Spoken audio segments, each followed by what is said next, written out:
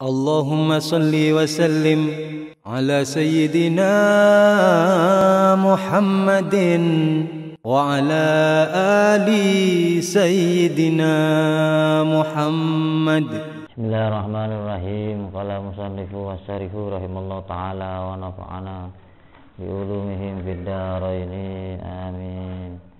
Bismillahirrahmanirrahim.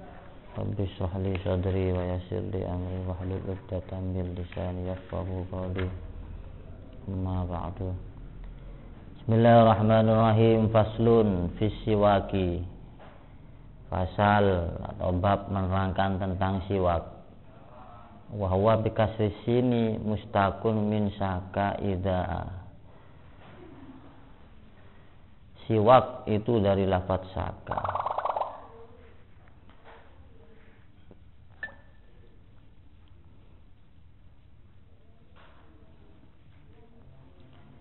Siwaku lughatan, siwak itu menurut bahasa itu adalah menggosok. Pasar'an isti'malu udin, yaitu menggunakan, kalau menurut syara adalah menggunakan kayu yang digosokkan. Itu hukumnya mustahabun fi kulli halin, itu hukumnya adalah sunnah untuk dalam segala keadaan, dalam segala situasi. Mutlaqon kama qala Rafi'i inda sholat wa ghairiha, seperti dikatakan oleh Imam Rafi'i, itu disunnahkan ketika melakukan sholat, wa ghairiha, dan selain sholat. Bisihatil ahadis, karena sahihnya hadis yang telah ada. Fistihbabihi kulla waqtin illa zawal, semuanya itu disunnahkan illa zawal, kulla waqtin illa zawal, kecuali ketika matahari sudah muncul.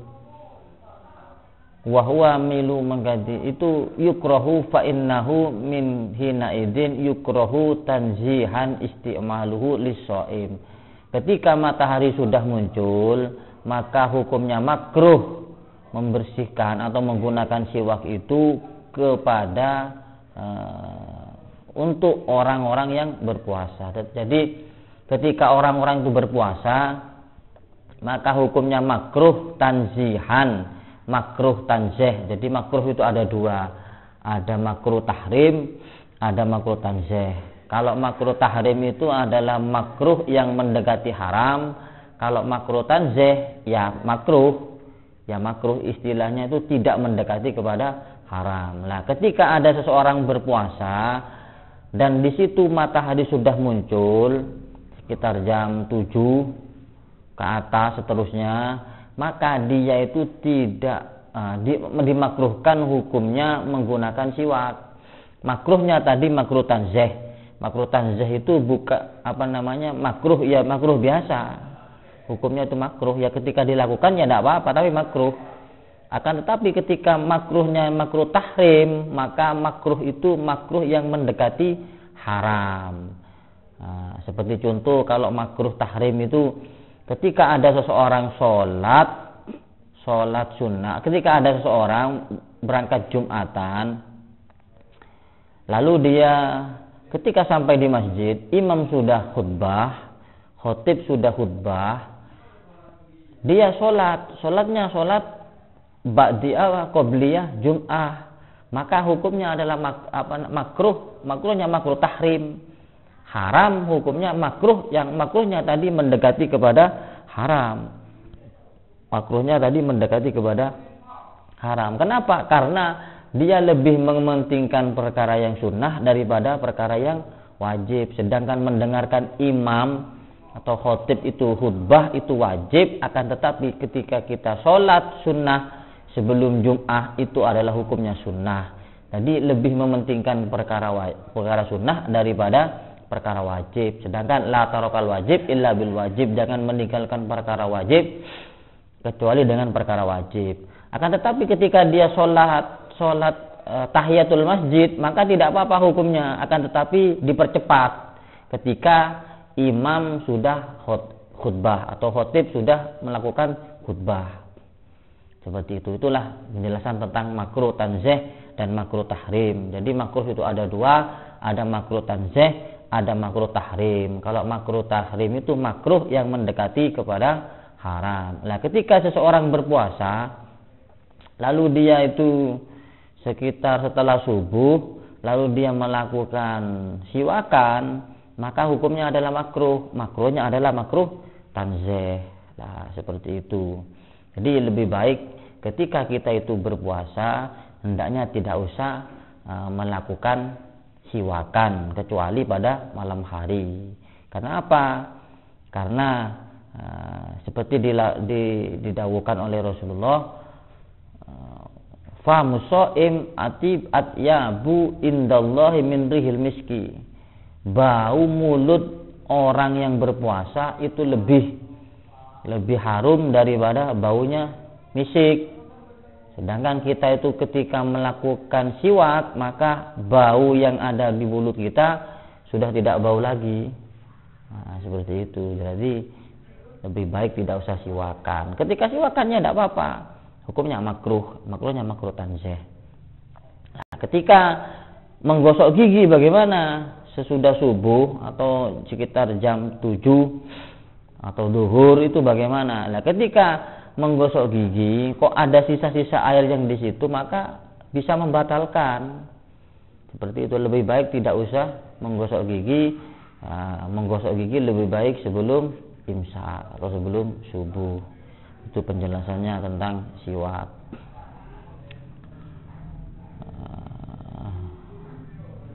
Dan di sini dijelaskan wahwa salah satu mawadhi'a ahwalin asyaddu istihbaban ahaduha, ada siwak itu lebih disunnahkan ketika dalam keadaan tiga hal, dalam tingkah fi ahwali asyaddu, yaitu dalam keadaan tiga, istihbaban sangat disunnahkan. Ahaduha inda taghayyur raihatil fami. Yang pertama adalah ketika berubahnya bau mulut kita, maka kita itu sangat disunahkan untuk menggunakan siwak. Tapi ini di luar puasa. Di luar puasa, hari-hari biasa kok bau mulut kita itu sudah terasa tidak enak, maka kita disunahkan untuk melakukan siwakan. Akan tetapi ketika bulan puasa, bulan Ramadan, dia dalam keadaan puasa sunnah ataupun puasa wajib, maka dia itu dimakruhkan hukumnya untuk melakukan siwakan, kecuali pada malam hari. Nah, seperti itu. Wasaniha, adapun yang kedua, inda qiyami minan naum. Yang nomor dua adalah dia disunnahkan untuk melakukan siwakan, yaitu ketika dia terbangun dari tidur. Khabaru sahihaini li khabari sahihaini kana sallallahu alaihi wasallam idza qama minan naum,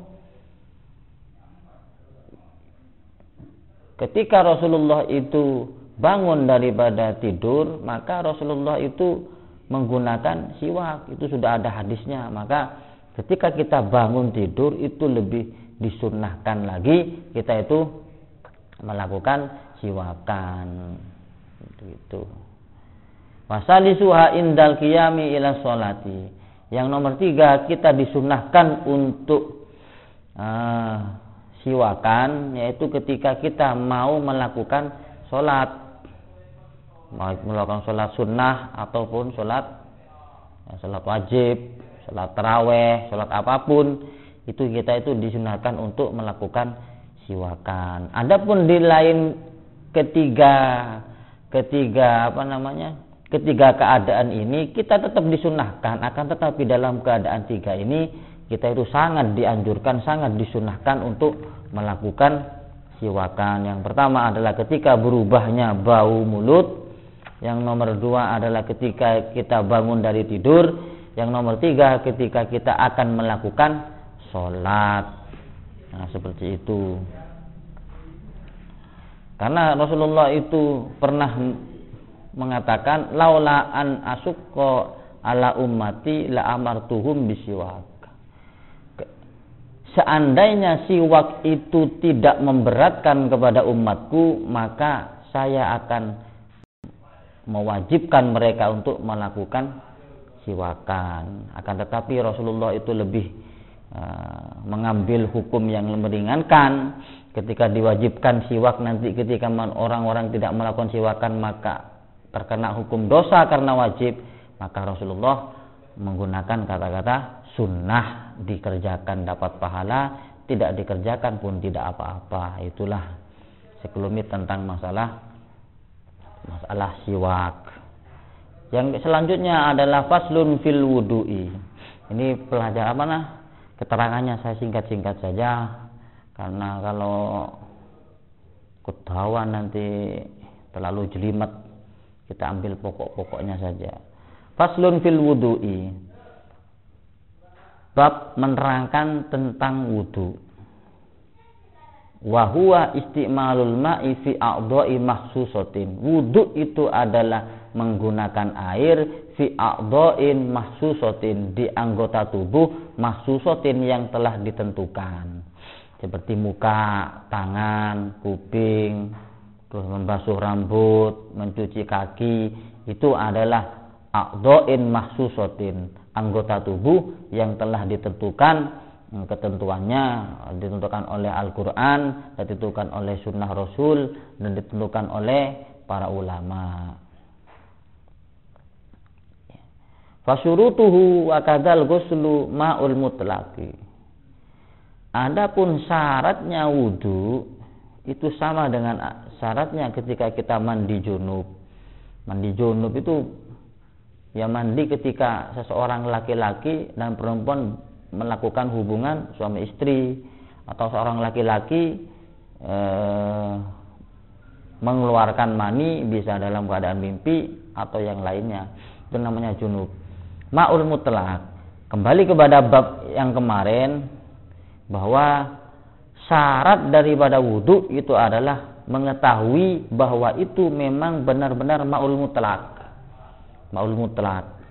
Jadi syarat itu adalah pekerjaan, sesuatu yang dikerjakan di luar pekerjaan, itu namanya syarat. Syarat itu adalah sesuatu yang dikerjakan di luar pekerjaan. Semisal sekarang kita mau daftar sekolah, persyaratannya apa? Ada KK, ada KTP, ada ini dan lain sebagainya. Lah itu dikerjakan semua, persyaratan tadi itu dikerjakan sebelum dia mendaftar atau sebelum dia masuk ke sekolahan. Nah itu namanya syarat. Nah sama, ketika syarat ini dalam fikih itu adalah sesuatu yang dikerjakan di luar pekerjaan, di luar ibadah. Jadi sebelum kita itu melakukan wudu, kita harus tahu syaratnya itu apa. Syaratnya adalah mengetahui bahwa air ini adalah air mutlak, air yang suci dan yang bisa mensucikan seperti keterangan kemarin itu. Nah, ketika kita tidak tahu apakah syarat-syarat itu dipenuhi atau tidak, maka wudhu kita tidak sah.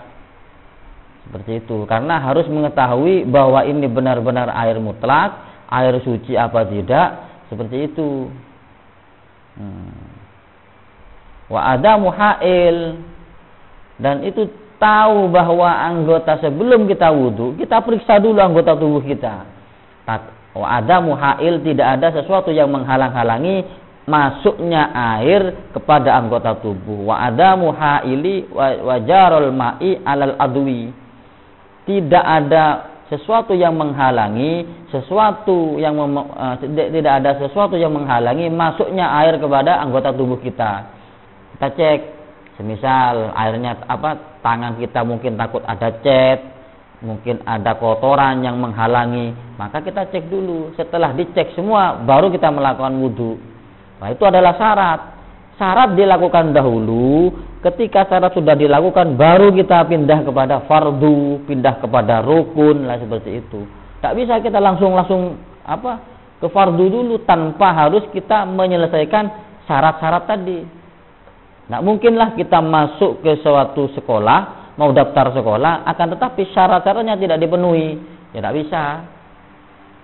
Syarat-syarat harus dipenuhi, dan syarat itu adalah sesuatu yang dikerjakan di luar pekerjaan. Berarti harus diselesaikan dulu. Yang pertama adalah mengetahui bahwa air itu adalah suci atau air itu adalah air mutlak. Yang kedua ada adamul ha'il wa jarul ma'i alal adwi. Tidak adanya sesuatu yang menghalangi kepada anggota tubuh kita untuk masuknya air tadi. Seperti itu. Semisal kita bangun tidur, kita bersihkan mata kita, takutnya ada kotoran atau apa. Nah, seperti itu. Wa adamul munafi min nahwi haidin wa nifasin. Dan dia tahu bahwa perempuan itu ketika haid maka dia tidak bisa melakukan sholat, maka tidak usah wudu. Seperti itu. Nah, saya kira seperti itulah yang bisa saya jelaskan tentang masalah wudu, tentang hal-hal yang menjelaskan tentang syarat-syarat wudu. Jadi syarat-syarat wudu itu adalah mengetahui air itu suci atau tidak, atau itu air mutlak atau tidak, seperti bab yang kemarin sudah saya jelaskan. Terus yang nomor 2 adalah mengetahui ada muhail wajarul ma'i alal adwi. Tidak adanya sesuatu yang menghalangi kepada anggota tubuh kita akan masuknya air tadi. Seperti itu. Kalau syarat-syarat ini sudah dipenuhi semua, maka fardu, kita masuk kepada fardu. Fardu ini adalah sesuatu yang dilakukan ketika mengerjakan itu. Nah, jadi ketika sudah mendaftar sekolah, persyaratan sudah masuk dan diterima, baru kita masuk sekolah. Lah di sekolah punya aturan, lah inilah yang namanya fardu. Fardu itu berarti sudah masuk ke lingkup melakukan wudu. Berarti kalau syarat itu adalah sebelum kita melakukan wudu, kita penuhi syaratnya. Ketika syarat sudah dipenuhi, maka kita masuk kepada fardu. Fardu ini adalah yang dikerjakan wudu tadi itu. Saya kira penjelasannya seperti itu. Wa furudul wudu'i, adapun fardunya wudu sittatun. Fardunya wudu itu ada 6. Fardunya wudu itu ada 6. Yang pertama adalah an-niyatu li raf'i hadasin alaihi, ai raf'u hukmihi li'anna al-waqa'a la yartafi'u. Yang pertama, fardunya wudu itu adalah niat. Niat. Fardunya wudu itu adalah niat. Berarti kita sudah masuk kepada sesuatu yang dikerjakan, sudah melakukan wudu. Dan niat itu tempatnya di hati, bukan di mulut. Jadi ketika mengatakan kita wudu, nawaitul wudu ahli rafil, itu tidak dikatakan niat. Akan tetapi niat itu isinya dalam hati. Mulut tidak usah mengatakan, cukup hati. Ketika ngambil wudu, kita niat. Nawaitul wudu ahli rafil hadasil asghari lillahi ta'ala. Seperti itu niat. Dan niat itu adalah makrunan bersamaan dengan datangnya air ke muka kita. Jadi ketika niat, jangan dulu niat kecuali air sudah menempel kepada muka. Sudah nempel baru niat. Barengnya air datang ke muka, kita bersamaan dengan melakukan niat. Nawaitul wudu rafil hadasil. Selesai, sudah. Itu berarti niat itu adalah termasuk fardu daripada wudu, dan niat itu tempatnya di hati. Dan ketika melakukan niat itu cukup di hati, tidak usah dilafadzkan. Adapun ketika melafadzkan nawaitul wudu rafil hadasil, itu adalah cuma mengingatkan saja. Sebenarnya ketika kita mengucapkan nawaitul wudu rafil hadasil, itu tidak dikatakan niat. Karena niat itu tempatnya di hati, bukan dilafadzkan, bukan diucapkan, akan tetapi cukup di dalam hati. Jadi bersamaan dengan datangnya air ke muka kita, itulah niat kita ucapkan dalam hati. Nah, membasuh muka, cara membasuh muka. Nah, ketika ini kebanyakan orang itu salah kaprah tentang masalah taslis. Taslis itu apa? Taslis itu adalah melakukan basuhan sampai 3 kali. Melakukan basuhan sampai 3 kali. Kebanyakan orang-orang melakukan basuhan 3 kali itu dianggapnya ketika kita mengambil air 1, 2, 3. Padahal itu bukan taslis. Yang terhitung taslis itu adalah ketika kita niat ambil air, datangnya air ke muka itu barengkan dengan niatnya. Nah terus ketika orang itu terhitung 3, itu bukan berarti 3 kali basuhan, 1, 2, 3, bukan. Akan tetapi yang dimaksud dengan taslis itu adalah ketika muka kita sudah merasa rata, mengambil air kita itu sudah rata, meskipun itu sampai 10 basuhan, sampean mengatakan wah sudah cukup ini, iki koyo wis roto, maka kita sudah cukup. Lah ketika kita sudah merasa rata membasuh muka kita, itu terhitung 1. Nah, dihitung sampai misal 10 atau 4 atau 5 sudah selesai, sampean sudah merasa ini sudah rata kepada semua muka kita, maka terhitung 1. Nanti bagaimana? Kita tambahkan 2. Sudah 1, 2, 3. Nah, itu taslis. Bukan berarti taslis itu sunnah untuk membasuh 3 kali, itu berarti basuhannya 3 kali. 1, 2, 3. Bukan. Karena nanti kalau terhitung taslis seperti itu, 3 kali basuhan seperti itu, air yang masuk kepada muka kita tidak rata. Akan tetapi taslis itu adalah ketika kita membasuh muka itu sudah merasa rata, meskipun itu dengan 5 kali basuhan, 10 kali basuhan, atau 20 kali basuhan, terserah keyakinan kita masing-masing. Ketika sudah merasa sudah rata, maka itu terhitung 1 basuhan, meskipun itu sudah berkali-kali kita membasuh muka. Ketika selesai itu merasa sudah cukup, maka kita tambahkan 2, 3. Itulah yang namanya taslis. Saya kira sudah paham apa yang saya sampaikan. Wa mahalluha al-qalbu. Tempatnya niat itu adalah di hati, maka jangan diucapkan di mulut. Nah, seperti itu. Nawaitul wudhu'a lillahi, tidak bisa. Ngomongnya dalam hati. Ngomong apakah niat itu harus pakai bahasa Arab? Oh, tidak apa-apa. Bahasa Arab, bahasa Madura, bahasa Jepang, bahasa Jawa, terserah. Tidak ada permasalahan di sana memakai bahasa apapun. Yang penting itu adalah niat. Wal maksudu biha tamyizul ibadah anil adat. Nah, niat itu adalah untuk membedakan ibadah satu dengan ibadah yang lain. So, itulah kegunaan niat. Stop. Nah, waktuha awwalu furdi. Itu nanti yang pertama kita jelaskan masalah niat. Saya kira niat itu kita sudah jelas apa yang sudah saya sampaikan, bahwa niat itu adalah tempatnya di hati. Maka ketika niat tadi harus diucapkan dalam hati, tidak usah di dalam mulut, tidak usah dikatakan di mulut. Saya kira penjelasan masalah wudhu saya akhiri sampai di sini saja. Soalnya nanti yang penting sedikit, yang penting bisa memahami. Ini saya akan menjawab pertanyaan dari yang telah bertanya, pertanyaan yang sudah masuk. Ini ada pertanyaan, maaf Gus, mau tanya, bagaimanakah hukumnya ketika seseorang mandi junub? Nah, bagaimanakah hukumnya ketika seseorang melakukan hubungan suami istri di malam hari ketika bulan Ramadan, lalu dia tertidur lupa untuk mandi besar? Apakah sah sholatnya atau apakah sah puasanya atau bagaimana? Nah, ini pertanyaan dari Mas Faisal. Ketika ada seseorang melakukan hubungan suami istri, pada malam hari, yang kita bahas malam hari loh. Ada seseorang melakukan hubungan suami istri pada waktu malam hari, lalu dia tertidur sampai tidur sampai dia lupa tidak sahur. Setelah subuh dia bangun.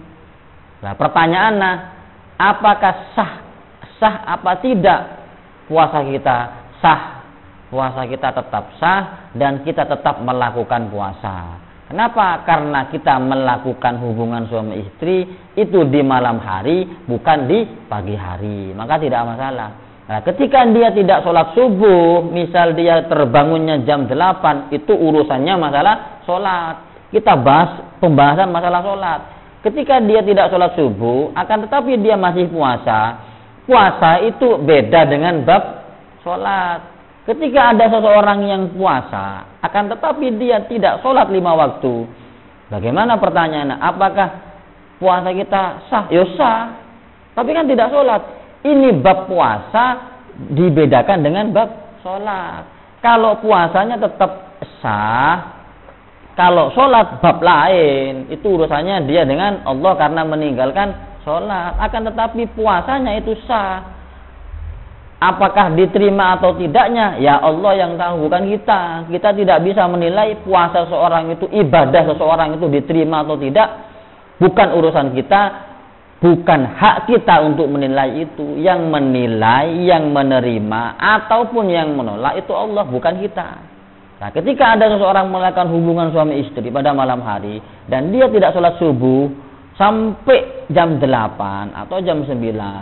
Ketika dia bangun, dia ingat bahwa dia itu belum melakukan mandi besar. Bagaimana? Ya sudah, ketika dia ingat langsung mandi besar. Akan tetapi puasanya tadi sah. Lah sholatnya itu bagaimana? Sholat itu beda bab, beda pembahasan. Karena sesuatu yang membatalkan puasa bukan tidak sholat. Sesuatu yang membatalkan puasa bukan tidak sholat. Tidak ada di dalam bab yang membatalkan puasa adalah tidak melakukan sholat itu tidak ada. Nah, seperti itu. Itu beda pembahasan lagi. Kita bedakan antara bab sholat dengan bab puasa.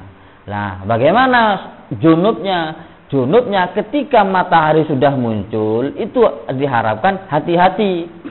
Hati-hati bagaimana? Bedakan ketika kita mandi junub dalam keadaan puasa dan mandi junub ketika kita dalam keadaan tidak berpuasa.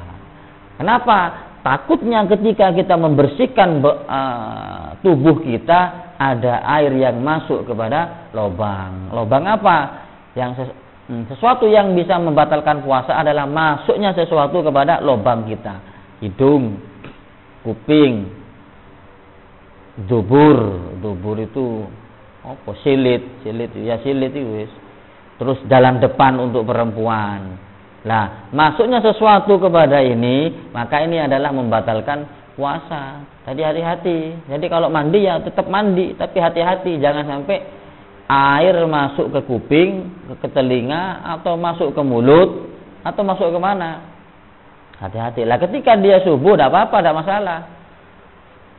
Nah, seperti itulah saya kira apa yang ditanyakan oleh Mas Faisal, semoga bisa dimengerti tentang jawaban dari pertanyaan Mas Faisal. Nanti kita insya Allah lanjut lagi menjelaskan tentang bab wudu.